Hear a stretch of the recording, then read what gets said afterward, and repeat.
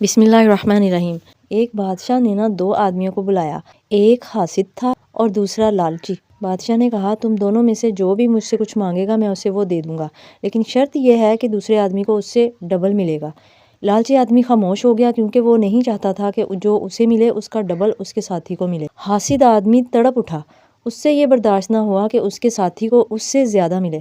آخرکار حاسد نے بادشاہ سے کہا میری ایک آنکھ نکال دی جائے۔ بادشاہ حیران ہوا اور پوچھا کیوں؟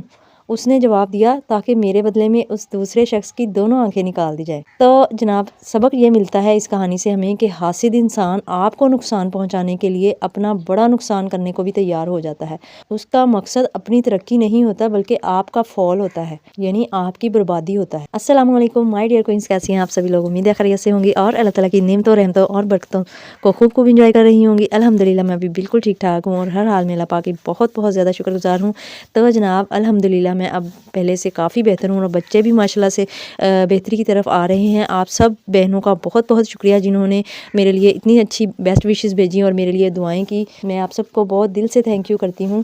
2-4 دن تو مجھ سے کوئی کام بھی نہیں ہوا، ریکارڈنگ کا بھی اور وائس اوور بھی نہیں کر سکی، تو آج میں کچھ تھوڑی ٹھیک ہوئی تھی تو میں نے سوچا کہ اپنی بہنوں کے لیے وائس ریکارڈ کر لیتی ہوں۔ آج کا ہمارا جو ٹاپک ہے وہ ہے حاسد اور منفی لوگوں سے کیسے نپٹا جائے۔ آپ نے دیکھا ہوگا کہ آپ کے ارد گرد کچھ ایسے لوگ ہوتے ہیں جو آپ کی کامیابی پر تالیاں تو بجاتے ہیں مگر ان کے چہرے کی مسکراہٹ پھیکی ہوتی ہے۔ سائیکالوجی کہتی ہے کہ حسد ایک ایسا زہر ہے جو انسان دوسروں کے لیے گھولتا ہے مگر پیتا خود ہے۔ آج کی ویڈیو میں ہم نہ صرف حاسد لوگوں کی نشانیاں پہچانیں گے بلکہ ساتھ ایسی نفسیاتی ٹرکس سیکھیں گے جو آپ کا کچھ بھی نہیں بگاڑ سکیں گے۔ تو جناب سب سے پہلے تو لوگ حسد کرتے کیوں ہیں؟ ریسرچ کے مطابق حسد کی سب سے بڑی وجہ سوشل کمپیریزن ہے۔ جب کوئی دوسرا وہ سب حاصل کر لیتا ہے جو ہم چاہتے ہیں تو ہمارا دماغ اسے ایک خطرہ سمجھنے لگتا ہے۔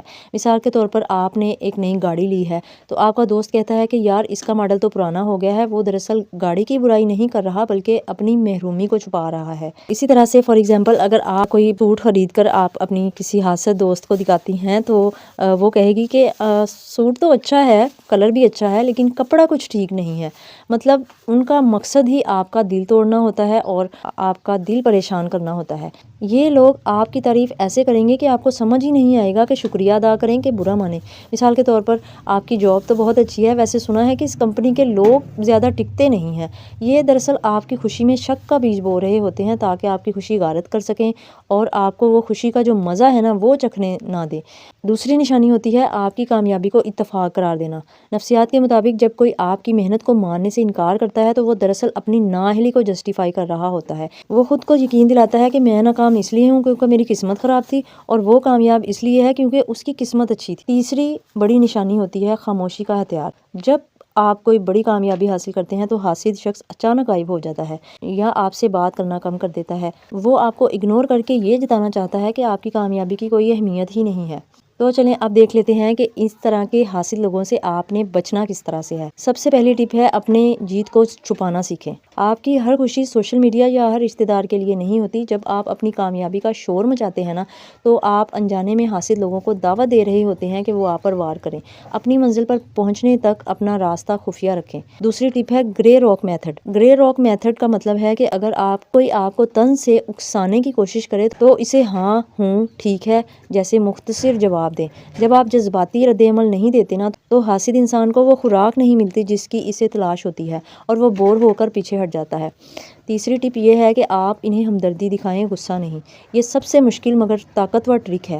یاد رکھیں حاسد انسان اندر سے دکھی اور کمزور ہوتا ہے۔ جب آپ اسے غصے کی بجائے ہمدردی کی نظر سے دیکھتے ہیں تو آپ کا نفسیاتی قد اونچا ہو جاتا ہے اور اس کا اثر آپ پر ختم ہو جاتا ہے۔ مشورہ مانگ کر دشمنی ختم کریں۔ جب آپ کسی ایسے شخص سے مشورہ مانگتے ہیں جو آپ سے جلتا ہے تو اس کا دماغ الجھ جاتا ہے۔ وہ سوچتا ہے اگر میں اس سے نفرت کرتا ہوں تو یہ مجھ سے مشورہ کیوں مانگ رہا ہے۔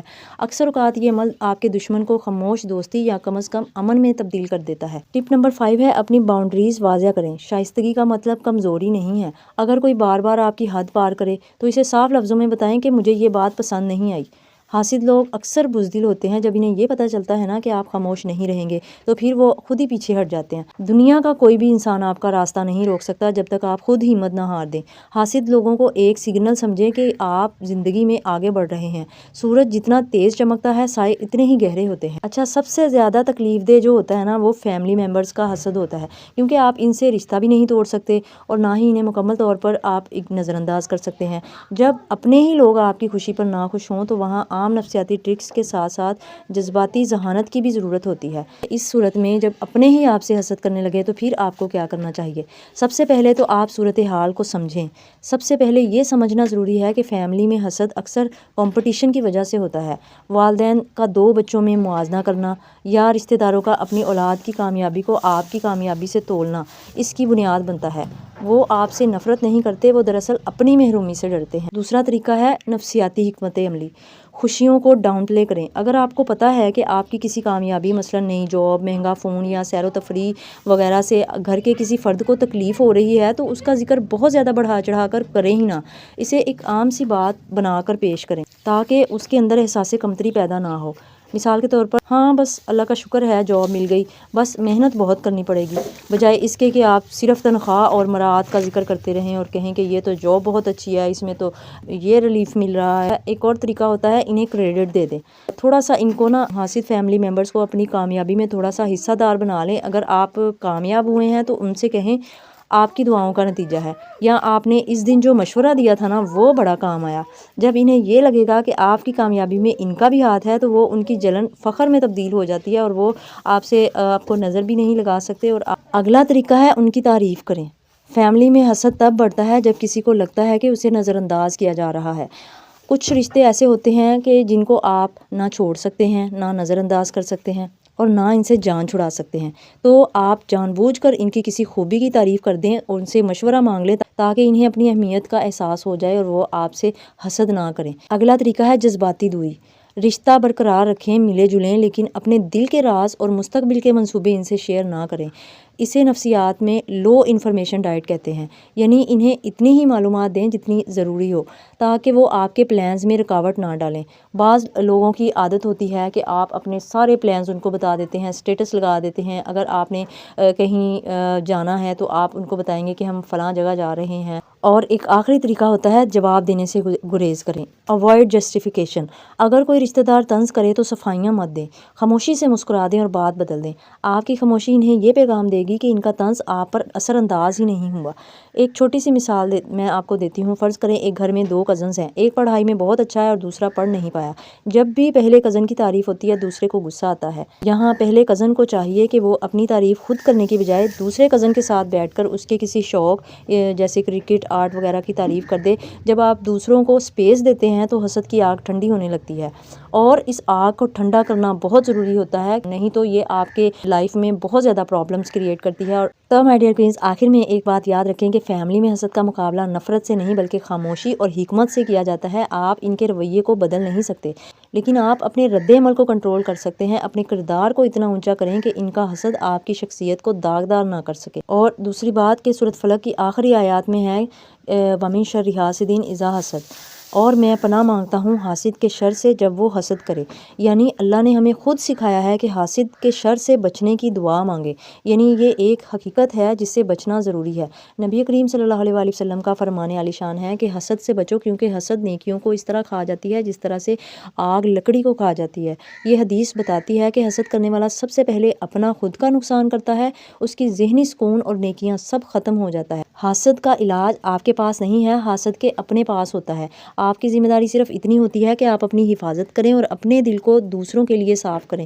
حدیث میں آتا ہے کہ اپنی ضرورتوں کو پورا کرنے کے لیے ان کو خفیہ رکھ کر مدد حاصل کرو، کیونکہ ہر نعمت پانے والے سے حسد کیا جاتا ہے۔ اس لیے اپنی خوشیوں کی حفاظت کریں، نظر بد سے بچنے کے لیے مسنون دعائیں پڑھیں، اور یاد رکھیں کہ حسد کرنے والا کبھی آپ سے آگے نہیں نکل سکتا، کیونکہ اس کی نظر آپ کے قدموں پر ہے اور آپ کی نظر آسمان پر۔ اگر آپ کو یہ ویڈیو اچھی لگی ہو تو اسے لائک کیجیے گا، اپنے کسی دوست کو ٹیگ کیجیے گا جسے اس وقت ان باتوں کی ضرورت ہے، چینل کو سبسکرائب کیجیے گا، اور تاکہ ہم مل کر اپنی شخصیت کو مزید بہتر بنا سکیں۔ اللہ پاک ہم سب کو حاسدین کے شر سے محفوظ رکھے۔ تھینک یو ویری مچ، جزاک اللہ۔ اللہ حافظ۔